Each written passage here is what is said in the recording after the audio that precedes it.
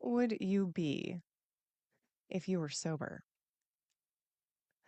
If your identity, meaning your entire life, your habits, your patterns, your behaviors, where you spend your time, who you spend your time with, what you spend your money on, your activities, your environment, of all of this has been built around a life of using substances day in, day out, this question of who you would be if you were sober may completely elude you.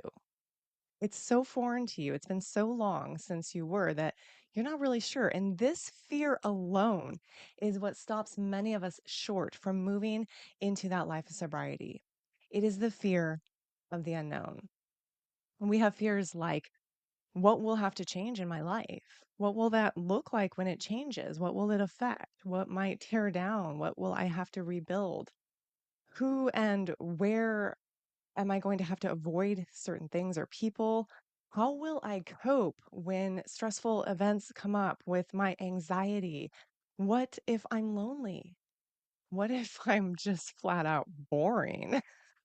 What if people judge me? What if I quit and then everybody knows I had a problem because I wouldn't have had to quit if I didn't have a problem and now I'm exposed for being an addict? I just can't handle the judgment. What if my partner still uses? All these fears and many more come up and they stop us short of transitioning to that sober lifestyle. So if you have ever been sober curious, sober ready, maybe you're there now and these fears have come up and stopped you in your tracks and overwhelmed you and made you go, I don't know, maybe tomorrow, maybe next week, maybe next year. Stick here with me for today's episode of the Conscious Coffee Break, where we dive into this further.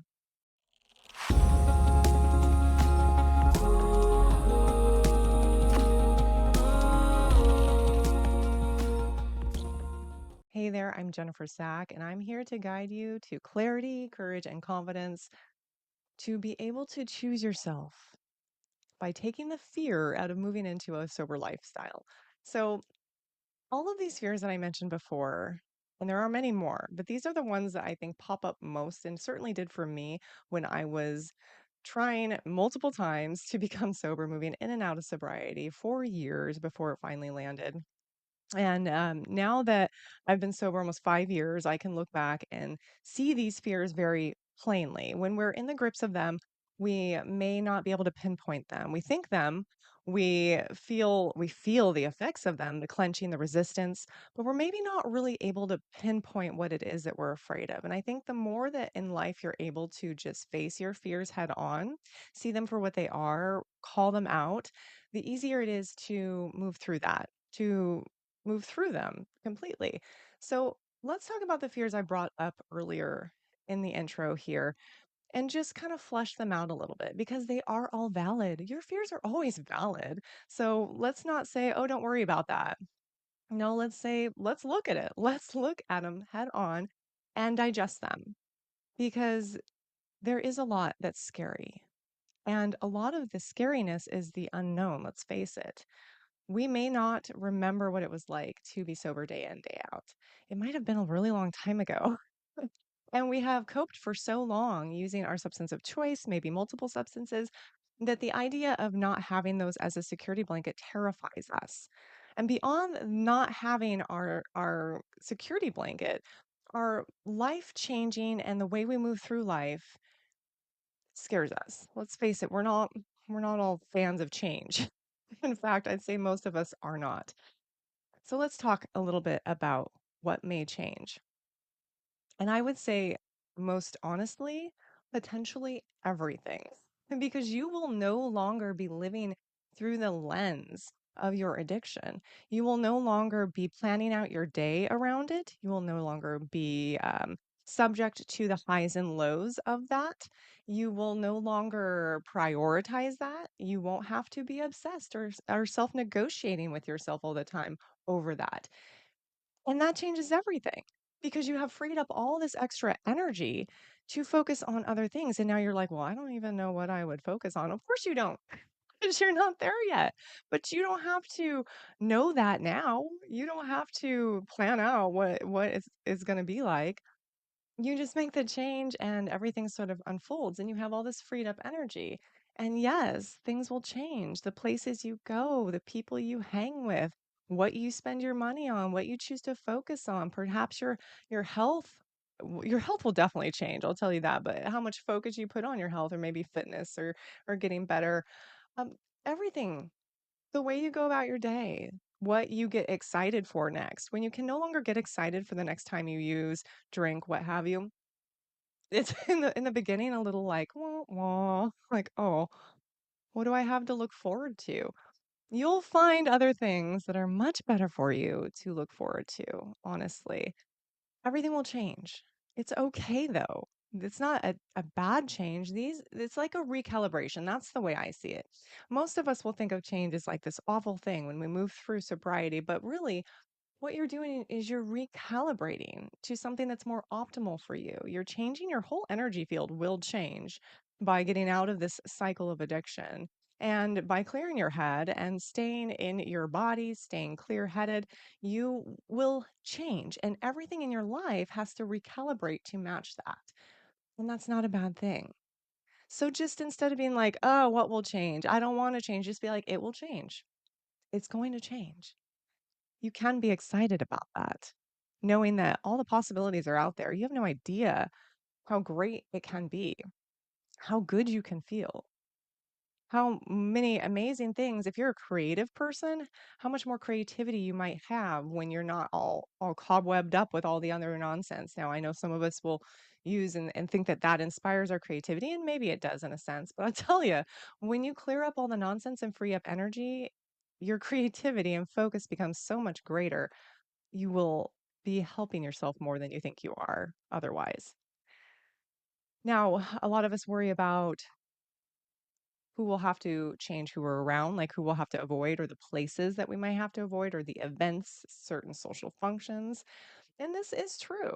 This is true because anything that doesn't support you staying sober, whether it be people who are not your biggest cheerleaders, people who are still in the throes of using or addiction, that it's a part of their lifestyle, places, events for some time, you might need to avoid those people. And that might be the people closest to you. And that terrifies you because you're like, well, what am I supposed to do? These are my friends. These are my family. This is my crowd. This is my community.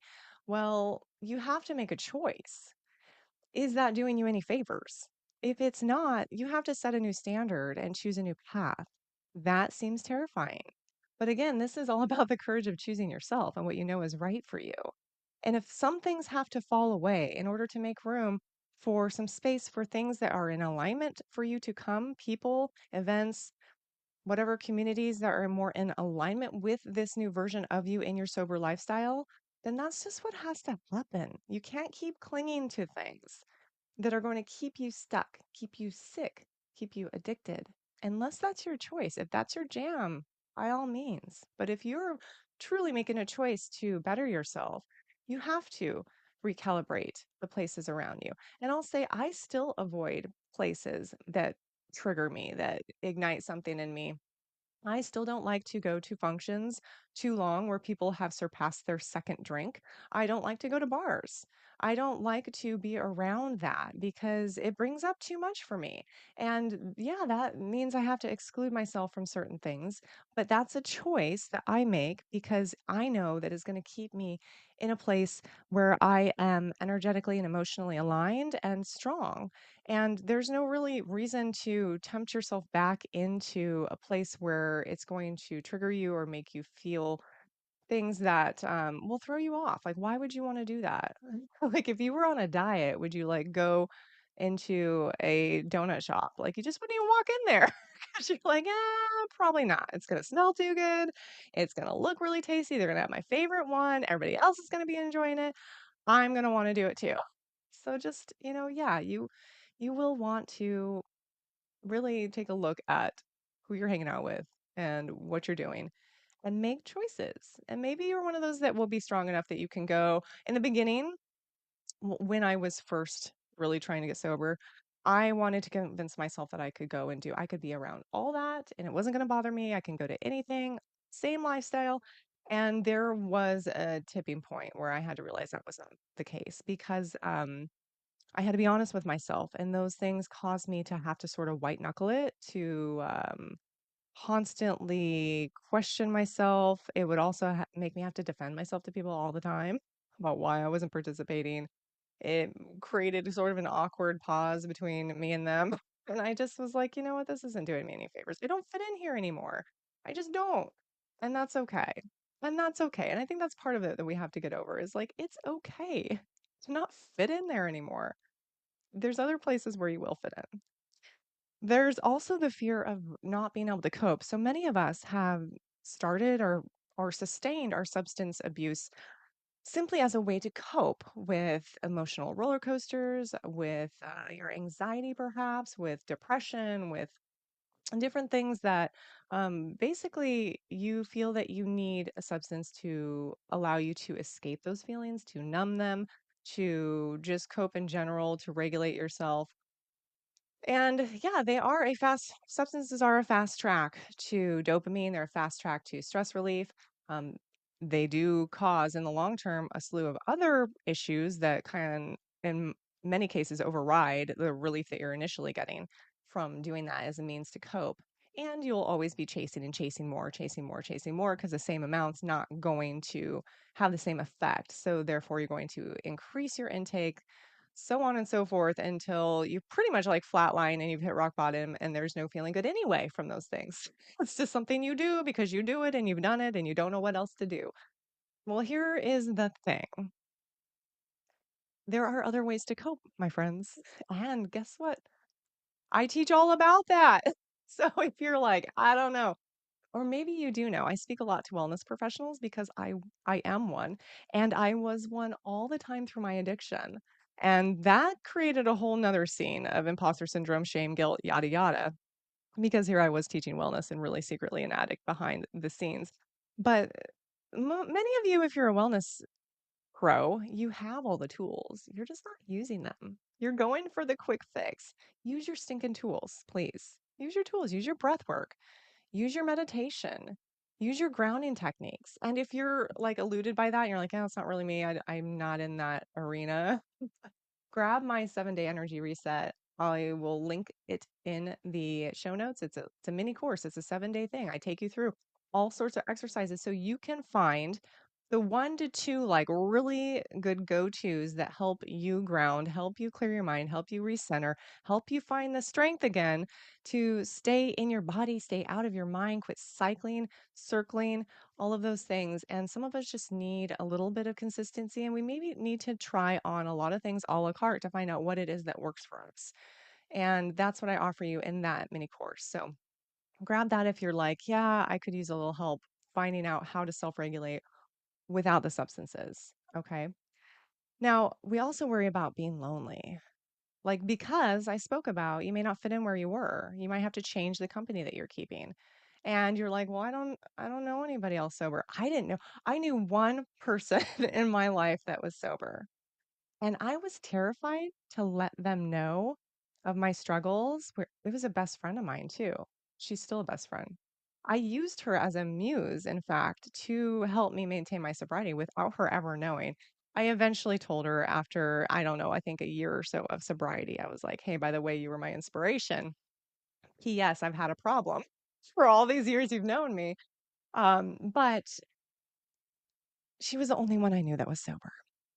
And so I really didn't know who I was going to be able to be around because my whole world, everybody I knew, not that everybody was an addict, but everybody took in the lifestyle and the things that I was really trying to stay away from.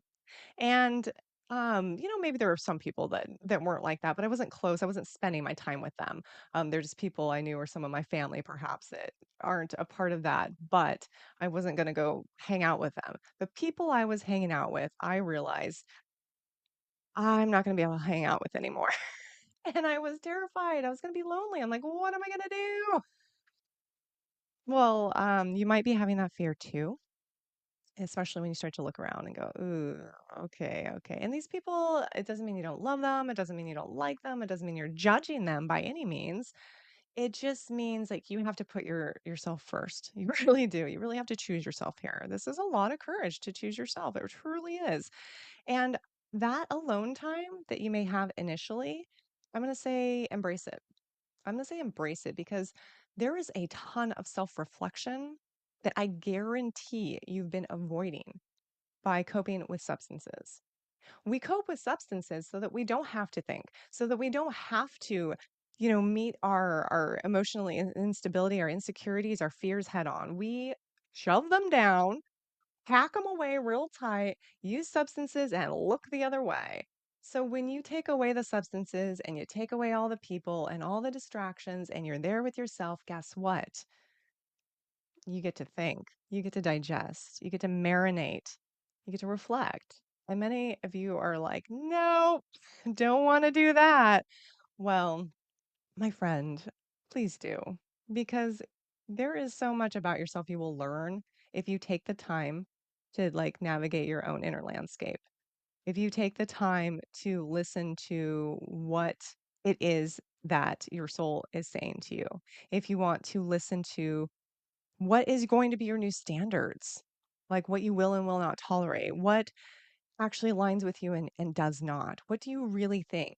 Have you been living in conditioning for so long? You're not even sure what you want, what you like, what you think. And especially moving into a new lifestyle, a sober lifestyle, it's like a whole new battleground. You're like, I don't know. It's a whole new terrain. I'm not really sure. So having alone time is great because it allows you to navigate that without all this outer distraction, without all this influence from others, and just say, what is it that this is going to look like for me? What am I drawn to? How am I going to be? How do I live my life day in, day out? What does that look like? That takes some reflection. It takes being grounded. So the alone time, sure, it might be desolate and quiet in the beginning and feel a little depressive, but you can utilize it to your advantage and reach out to those. There's a lot of online communities that are full of sober people. And if you really need that connection, there are ways for you to get it. All right, there really are. And then spend time with people that you know that are going to support you and are also not in the throes of whatever you were getting out of. Okay. You might worry that you'll be boring. You're like, I was the life of the party. When I'm using stuff, I'm great. I'm like super talkative. I'm outgoing. I want to do everything. And then you're like, what if I take that away and I'm just boring? What if life is boring? I have nothing to look forward to. I really can't go to parties now. And, you get a little worried about just being bored. Okay, well, let me remind you, alone time can be good, but also life is full of stuff to do, to focus on, to entertain yourself. You just aren't sure what those things are right now because you've been distracted by other things. Giving yourself the space to learn a new craft, a new hobby, a new thing. You might resurrect an old love of something from before, and you're like, I totally forgot I loved that. You might rediscover so much. But if you've been drowning yourself out for years, like you've been tamping that down, you just forgot. You're not going to be bored. You just are going to redirect your energy and your focus onto something else. Allow that, like, let that be exciting. Like, truly, don't worry about being boring. And if you are a quieter person, if you're not the life of the party, if you're a little more introverted when you take away your substance abuse, so what? That's the real you, most likely. So you're not out there putting on some mask. You're being you, 100% transparent and honest. Isn't that better? Isn't that better than trying to be something else? Yeah, I think so. All right. Here's one I struggled with, and I'm wondering if you do too. It's judgment. If I quit, they'll know I had a problem and I'll expose myself. Eesh, I don't want to be labeled as an addict. I don't want to be seen in that light. This is kind of a big one, I think, because well, we're afraid of what people think of us. And depending on our capacity of what we do, our profession, that might be valid. But you don't really have to go out screaming into the hills. I'm sober now. You can just live your sober life and move forward. Now, those who are around you who are used to you living a certain way and doing certain things might question it and be like, what's going on? And you just might say, I'm trying this out, or I've made this decision to better my health, refocus my energy, or I just feel like I've outgrown that. You can just say things like that. Here's the thing: people aren't always going to like that because it's going to make them self-reflect on themselves. But you know what? You're not responsible for others' feelings, and actually, what they think is none of your business. What you think about them is none of their business. So just keep to yourself, hold strong, do your own thing. You don't have to shout it to the hills. You don't have to blast it all over your social media. You can just do you and don't worry about them. All right. Nobody has to know you had some full blown addiction going on. Most people, nope. when I when I was quitting and I exposed to people, yeah, I've been having problems for years. They're like, what? People really didn't even know. So I didn't even have to say anything about that. I could have just said I've outgrown it. And they'd be like, okay. So you can choose and you know best anyway. Now, here's one that really hits home for me. What if my partner is still using? How am I going to be around them if I'm not participating in this activity anymore? And I will say that's a big one. It's a big fear. It's a legitimate fear. And that could go any which way in your case. I don't know what your relationship is like. You might not even be able to anticipate what would happen there. Maybe you guys can work through it. Maybe you're able to coexist. Maybe they will come more into your side and say, you know what, I see how this is benefiting you. I'm going to join you in your plight to stay sober. Maybe it will rip you guys apart. I can't say. You can't say. You can think about it all you want. You really don't know how that's going to go until it does. Personally, with my ex-husband and I admitted to him I was terrified to get sober because I thought it would ruin our relationship. I felt like we wouldn't have anything in common, that we wouldn't be able to do the same things together, that there would be some resentment or judgment going either way. And we spoke about it at length many times through my several years of going in and out of sobriety. And I did notice that every time I was sober, we would, rub a little bit more, not get along so great, fight more. When I wasn't, we were great, peachy keen. Life was as usual as we knew it. So there was always this drawback to getting back into the lifestyle of using my substances of choice because it made everything easier. It made our relationship work. It made everything as we had always known it. And every time I would choose myself and go back to sobriety, it caused drama, it caused issues.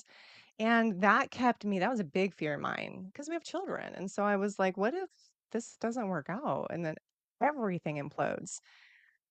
But at the end of the day, I made the choice to choose myself and to become sober once and for all. And truth be told, it did implode. It took 1 year on the nose to implode that, to make it very well known in both of our camps that this wasn't going to work any longer. We both housed resentment towards each other in different ways, and it had crumbled down and dissolved basically. And that was a whole new talk about fear. You want to talk about fear? Talk about your entire life imploding. Now, I don't say that to scare you out of moving through to your sober lifestyle. I'm saying that because I've moved through it. And guess what? You survive and you come out on the other end still sober. And you put your life back together in the way that you choose, in the way that's aligned for you, one piece at a time. It won't kill you if things change, especially when you know your purpose is to be better, to not be dealing with this anymore, to finally choose yourself. And that may sound selfish to some people. Some people are afraid of being selfish. I certainly was because I looked at everything and said, well, everything's going to be in the wake of my choice to choose myself. I might as well stay sick because then everything else and everybody else can stay copacetic as they know it. I don't want to be the catalyst for hurting everybody else. But then what am I doing? I'm slowly killing myself. So I had to make the choice. I had to make the choice to move into a life of sobriety and whatever happened was going to happen. And truly, because I do have children, that I mean, that's a huge guilt thing there, the marriage falling apart and us having now split custody. But I really thought about what example I wanted to be setting for my children. Do I want them to stay in a situation that is not good for them, that they know is not healthy for them, just to make everybody else happy? Is that what I want to show them? Is that what I want to teach them? This is what we do in life? No. I wanted to set the example that you choose yourself, that you make yourself well, because this is your life and everything else will have to follow suit. This doesn't mean you go out and terrorize everybody else. It just means when you are faced with a choice of whether or not to stay struggling and sick or move into a life that is healthy and aligned for you, you don't choose the latter to make everybody else happy. You choose yourself because that is your power. That is what you house in this life. And if it affects other people, it's just part of it. It's just part of it, unfortunately, but it is. That's a better lesson than just staying in that space to please others. So, with all that being said, I want to let you know that you will not lose yourself in sobriety. All right? That's kind of our fear. Like, I don't know that identity. I don't remember it. I don't know. Really what you're doing is you're not abandoning yourself anymore. Because a life in substance abuse, when you feel like you have outgrown it, when you're over it, when you're done, but you stay there anyway, that's abandoning yourself. So you're not going to lose yourself in sobriety. You're going to find yourself. You're going to find a new version of yourself. And it doesn't have to be scary. Because really, there's a ton of possibilities out there. You just don't know what they are. But that's really for you to discover. And that's for you to lay out the path. Okay. So don't let these fears hold you back. And again, if you if you have coping issues where you're like I cannot regulate, I actually feel like I need these things to make it day to day. Grab that 7-day energy reset, that 7-day mini course, because it's going to help you see that you don't need these things. You have other means. Okay.